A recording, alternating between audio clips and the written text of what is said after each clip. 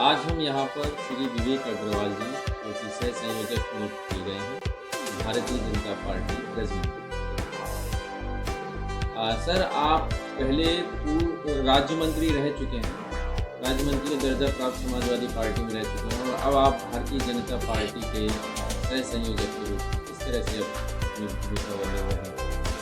नमस्कार भैया। ऐसा भैया देखिए, भारतीय जनता पार्टी ने ब्रज क्षेत्र की जो मुझको सह संयोजक बनाया है प्रचार साहित्य विभाग का, ये एक बहुत बड़ी जिम्मेदारी है। मैं अपने शीर्ष नेतृत्व का सबसे पहले तो धन्यवाद देना चाहता हूँ। उन्होंने मेरे को ये जिम्मेदारी देने का काम किया है। जो जिम्मेदारी दी है मैं उसको पूर्ण रूप से निर्वहन करने का कार्य करूँगा। देखिए, ब्रज क्षेत्र में 19 जिले आते हैं, उस 19 जिले का मेरे को जो प्रभार दिया गया है, आज भारतीय जनता पार्टी की प्रदेश में और देश में सरकार है। भारतीय जनता पार्टी एक बहुत बड़ा संगठन है। इस संगठन का कार्य करना होता है कि कार्यकर्ता का निर्माण करना और कार्यकर्ता देश का और राष्ट्र का निर्माण करना। ये आपने भी देखा होगा कि मोदी जी और योगी जी भी भारतीय जनता पार्टी के हैं।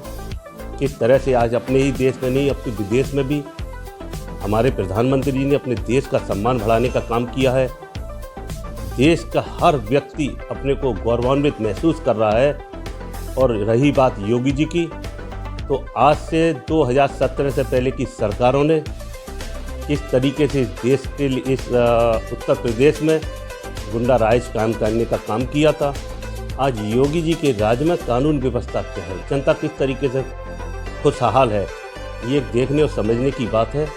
मेरे को भी जो जिम्मेदारी दी गई है उसमें भी मैं घूम घूम कर सभी जिलों में जाकर के भारतीय जनता पार्टी के प्रचार और प्रसार करने का कार्य करूंगा और दोबारा से योगी जी की सरकार बने। भारतीय जनता पार्टी की उत्तर प्रदेश में 300 प्लस से ज़्यादा सीटें हैं, इसका मैं पूरा प्रयास करूंगा। और हम जनता भी आश्वस्त है, हम सभी लोग आश्वस्त हैं कि हम सभी लोगों के प्रयासों से, जनता के समर्थन से 300 प्लस भारतीय जनता पार्टी की उत्तर प्रदेश में दोबारा से सरकार बनाने जा रहे हैं। अब भारतीय जनता पार्टी के जो बहुत सारे जो कार्य योजनाएं चल रही हैं, लोग भी लाभान्वित हो रहे हैं, उन योजनाओं को जिस तरह से धरातल पर दिखाया गया है या दिखाया जा रहा है, उससे आपको जनता के प्रति किस तरह की आशा है कि वो इस बार क्या उन योजनाओं का लाभ आपको भी देगी जो सुविधाएं मोदी जी ने लोगों को दी हैं? क्या उनका असर उत्तर प्रदेश के विधानसभा चुनाव पर पड़ेगा? बिल्कुल पड़ेगा। जनता मोदी जी का जो हम लोगों का भारतीय जनता पार्टी का जो नारा है, सबका विकास, सबका साथ और सबका विश्वास, उसी आधार पे हर सुविधा को लाभान्वित करने का हर व्यक्ति को, हर धर्म के व्यक्ति को करने का कार्य किया है। किसी धर्म या जाति विशेष को नहीं हम लोगों ने सुविधा दी है, भारतीय जनता पार्टी ने हर नागरिक को सुविधा दी है। आज आप उत्तर प्रदेश में देख लीजिए, हमारे यहाँ पर जितने सबसे ज़्यादा, मैं फिरोजाबाद ज़िले की बात करूँ तो सबसे ज़्यादा जितने लोगों के पास घर नहीं थे, रहने के लिए छत नहीं थी, हर समाज के हर व्यक्ति को, हर धर्म के व्यक्ति के घर बने हुए हैं आज मोदी जी की आवासीय योजना के तहत। तो इस योजना का अब जैसे हमारे पंडित दीनदयाल उपाध्याय जी हैं, उन्होंने अंत्योदय का उनका सिद्धांत था, उसके आधार पर हर व्यक्ति को छत देने का काम किया गया और जो बाकी रह गए हैं तो 2024 तक उनको भी देने का कार्य करेंगे। अंत्योदय के सिद्धांत के अनुसार हर व्यक्ति के पास सब चीज़ों की सुविधा होनी चाहिए। अगर छत है, घर है, तो उसमें नल भी होना चाहिए, नल है तो उसमें पानी भी होना चाहिए। अब आप देख लीजिए, गैस को देने का काम भी मोदी जी की योजना के अनुसार किया गया है।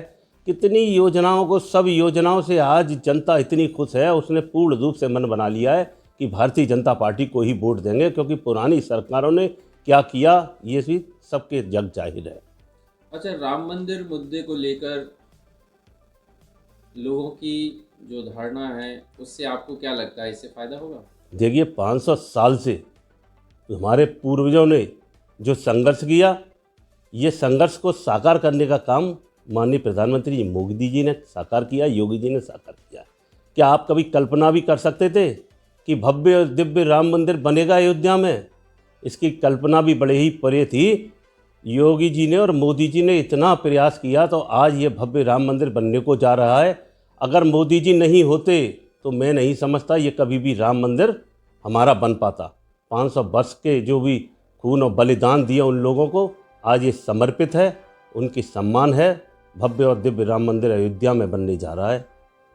अभी समाजवादी पार्टी के अध्यक्ष अखिलेश यादव ने जो एक विवादित बयान दिया था कि मोदी जी आखिरी समय में वहीं जाते हैं, सब लोग वहीं जाके रहें, इस पर आपका क्या कहना है? ये एक बहुत ही शर्मनाक बयान उसको माना गया। देखिए, ये एक्चुअली क्या है कि ये लोग धार्मिक लोग तो है नहीं, इनको हिंदू धर्म में बिल्कुल भी, हिंदू संस्कृति में बिल्कुल भी आस्था नहीं है। और मोदी जी की आस्था को देख लीजिए, काशी जी में आज किस तरह से भव्य बनाया गया है। दिव्य काशी और भव्य काशी का जो नाम दिया गया है वो इसीलिए दिया गया है, ये लोग बौखला गए हैं। ये लोग सिर्फ ट्विटर वाले लोग हैं, बड़ी बड़ी गाड़ियों में, कोठी और बंगलों में बैठ के सिर्फ अपने बयानबाजी करने वाले लोग हैं। इनका कहीं कोई ज़मीन पर जनता के बीच कोई कार्य नहीं है।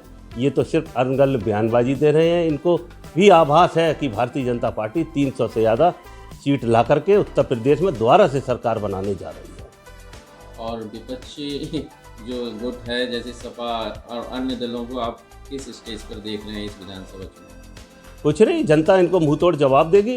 इनके क्रियाकलापों से जनता अभी उभरी नहीं है पूर्ण रूप से।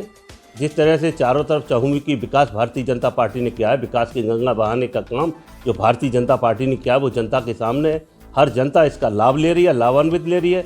मुझे तो लगता है 300 नहीं 350 सीटें आएंगी भारतीय जनता पार्टी की, और इन सब लोगों को जमानत है जब्त होने का काम करवाएगी जनता।